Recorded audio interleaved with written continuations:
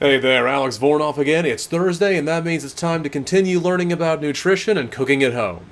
The nutrition lesson for today regards fiber. Fiber is a non-digestible material found in plants but is lacking in animal products.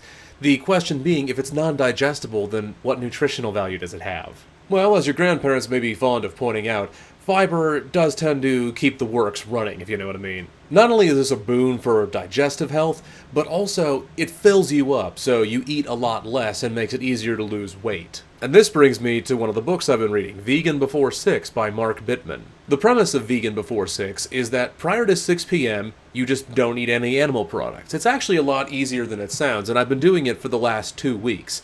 I have made some exceptions here and there. Getting into a new diet takes some time to stick. However, I have been getting results with it. My acid reflux has been a lot less pronounced.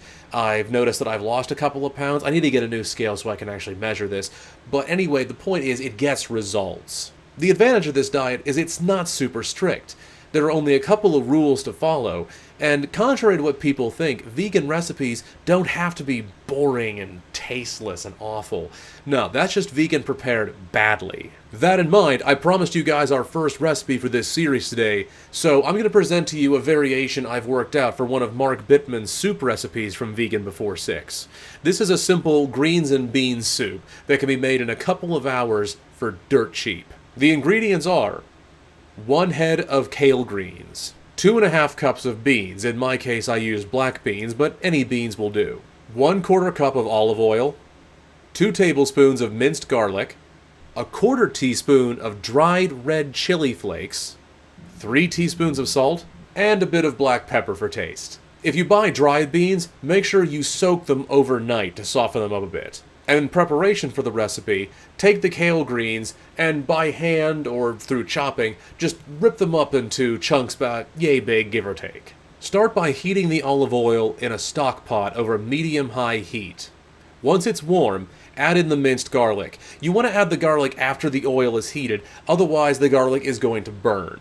Let the garlic cook for a couple minutes, then add the chili flakes. Next, add the beans with 3 quarts of water. Add the beans with 3 quarts of water, turn down the heat to a low bubble, and then cover it partially. Let it cook, stirring occasionally until the beans are tender. I used black beans, which took about a half hour, give or take, before they were tender enough. Bring the pot to a boil again, then sprinkle in the black pepper, and add the greens. Partially cover it again, and let it cook for about another 10 to 15 minutes, stirring occasionally until the greens turn a nice vivid color and get nice and tender. I'm going to tell you up front, this makes a lot of soup. I made this on Monday, stored the leftovers in containers in my fridge. I still have soup today, and I'm going to throughout the weekend. That is one of the nice things about these recipes. They make a lot of leftovers, so you actually save money in the long run. Add on to the fact that this dish is loaded with fiber, and it's very, very filling. I have this for lunch, and I don't even feel the need to snack until about 5 p.m. So there's your first vegan recipe. Like and favorite, subscribe if you haven't already, and I'll see you guys for more videos on Monday and Thursday. See you then.